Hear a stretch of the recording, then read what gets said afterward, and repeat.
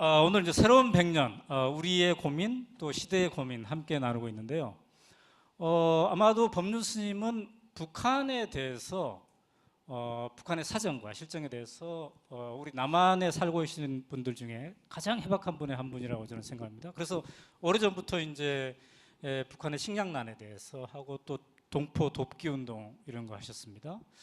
저는 늘 궁금합니다. 우리 스님은 도대체 남한에 살고 계시는데 어떻게 그렇게 북한 소식을 잘 들으시는지?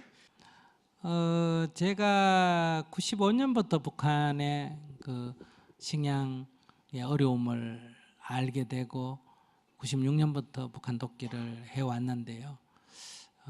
그리고 이제 또 북한에서 중국에 넘어온 많은 난민들을 도왔고요. 또 그분들의 한국 정착도 도왔고, 그 도운 사람이 한두 명이 아니고 제가 직접 만나서 도운 사람도 수백 명이지만은 저희들이 그 인터뷰에서 자세하게 그 사람들의 고통을 기록한 것도 5천 명이 넘고, 도와준 사람은 저희들이 영수증 있는 것만 2만 명이 넘어요. 그러다 보니까 북한의 내부의 생활이라는 게 한두 명 들은 얘기가 아니지 않습니까? 그러니까 어느 정도는 파악을 했어요.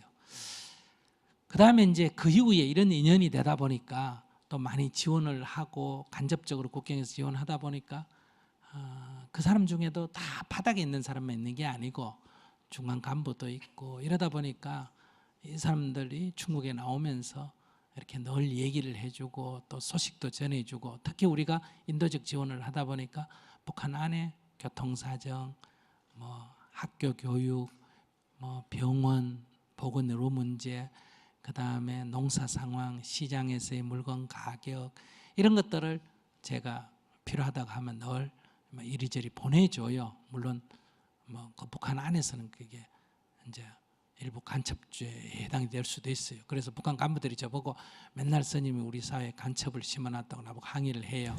그래서 제가 이건 너가 금지를 하니까 이게 문제지, 이건 다 세상에 알려진 얘기 아니냐.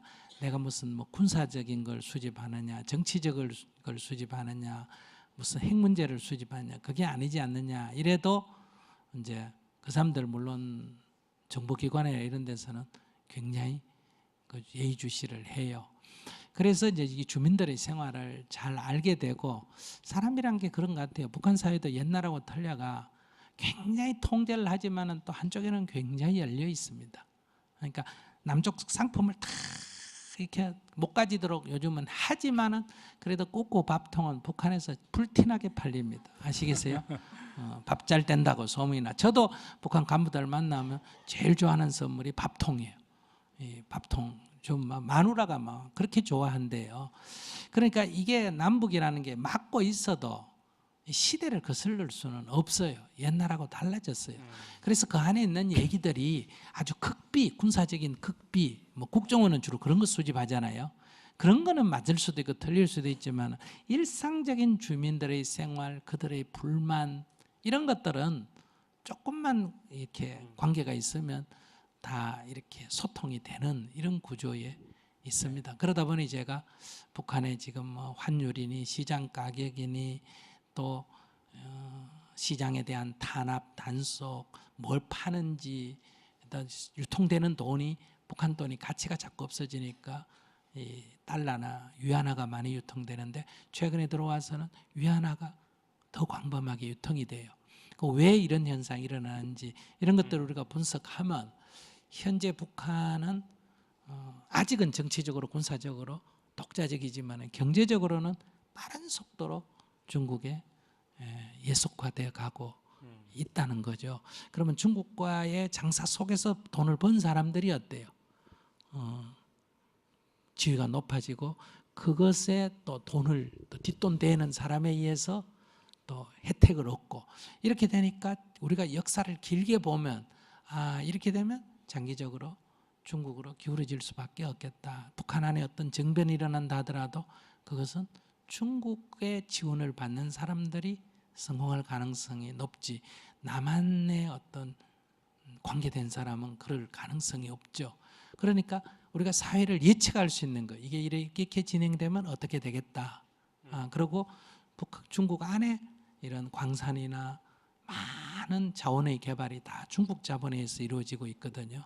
도로 닦는 것도 그렇고 전기도 낮은 선봉 같은 데서는 중국에서 이렇게 와서 발전소도 세우고, 그러니까 사회 전체가 그렇게 흘러가는 걸 우리가 볼 수 있죠.